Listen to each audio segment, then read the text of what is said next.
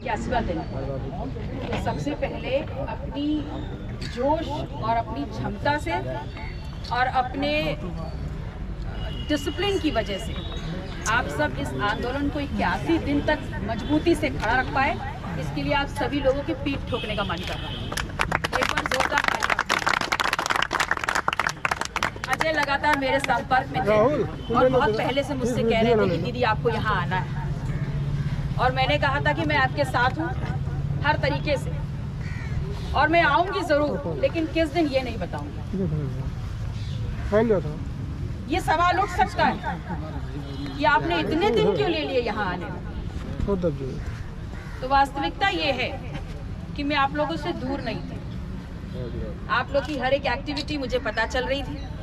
मैं social media के माध्यम से उस पर अपने कमेंट और शेयर्स भी डाल रही थी, और आज आप लोग के बीच में आई हूँ क्योंकि मैं इतने लंबे अंतराल तक ये देखने का काम कर रही थी, प्रतीक्षा कर रही थी, इंतजार कर रही थी इस बात का, और इस बात को समझने का मेरा प्रयास था कि ये जो सरकार है, वर्तमान सूबे की सरकार, वो यहाँ पर बैठे नौजवानों के भविष्य, उनकी पढ़ाई, उनके रोजगार और उनकी मांगों के प्रति कितनी संवेदनशील है, मैं ये जानना चाह रही हूँ।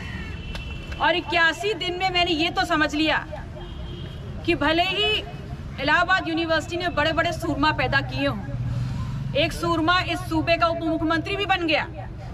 वो कल यहाँ आकर के कुंभ की मीटिंग कर लेते हैं, घंटों बिता देते हैं कि कहाँ पर पुल बनेगा, कहाँ पर टेंट लगेंगे, कहाँ पर मिट्टी खुदेगी, सब समीक्षा हो गई, पूरा टाइम दे दिया कुंभ के लिए। ये वही कुंभ है जिसके नाम पर उन्होंने अरबों खरबों अंदर दबा लिए और पुनः आ गए कुंभ की समीक्षा करने। लेकिन जिस यूनिवर्सिटी से वो निकले, वहां पर छात्रों के पास बैठ करके 5 मिनट समय देने का उनके पास वक्त नहीं था। पता है क्यों?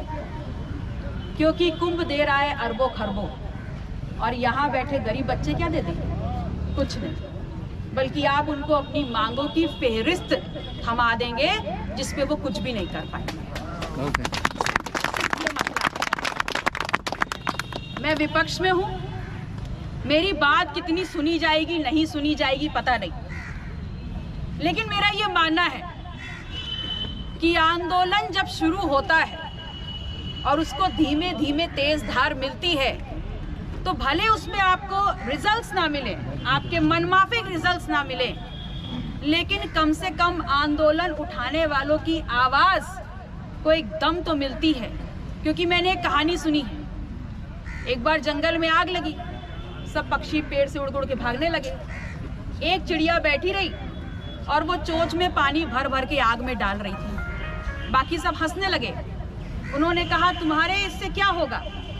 इतने इतने पानी डालने से आग तो बुझेगी नहीं, जंगल खत्म हो जाएगा। तो उसने बोला कि हो जाने दो जंगल खत्म, लेकिन जंगल खत्म होने के बाद जब लिखी जाएगी कहानी, तो मेरा नाम आग बुझाने वालों में लिखा जाएगा। आप लोगों के साथ इस आंदोलन का हिस्सा बनूं और विश्वास दिलाने आई हूं, वादा करने आई हूं आप लोगों से कि सड़क से लेके सदन तक आप लोगों के साथ इस आंदोलन को पूरी मजबूती से लड़ूंगी। भले ही नाम और निशान मिट जाए, लेकिन अपना नाम इस बात में तो रहेगा कि अपने हक और अधिकारों के लिए हम लड़े, अपनी आवाज उठाई, हमें मर गए। जिंदगी एक बार मिलती है, हमें भी मिली है, तो इसको 100% सही तरीके से जीना है। हमको उस वक्त को याद करना होगा जब JP नारायण साहब का दौर था। मुट्ठी भर छात्रों ने इस देश की दशा दिशा और फोटोग्राफ बदल दी, पिक्चर बदलने का काम किया था। तो क्या हम यहाँ मुट्ठी भर से ज्यादा नहीं हैं? हम बहुत ज्यादा हैं।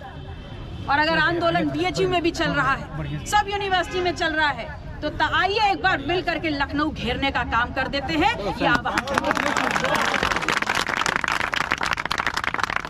आप लोग को मेरी जिस प्रकार भी जहाँ भी जरूरत रहे, अपनी इस दीदी को, मुझे विधायक जी तो कोई कहता ही नहीं है, सब दीदी कहते हैं, तो अपनी इस दीदी को जब चाहे जहाँ चाहे बिना किसी संकोच के याद कर लीजिएगा। आपकी बहन हमेशा आपके साथ खड़ी है। बहुत बहुत आभार।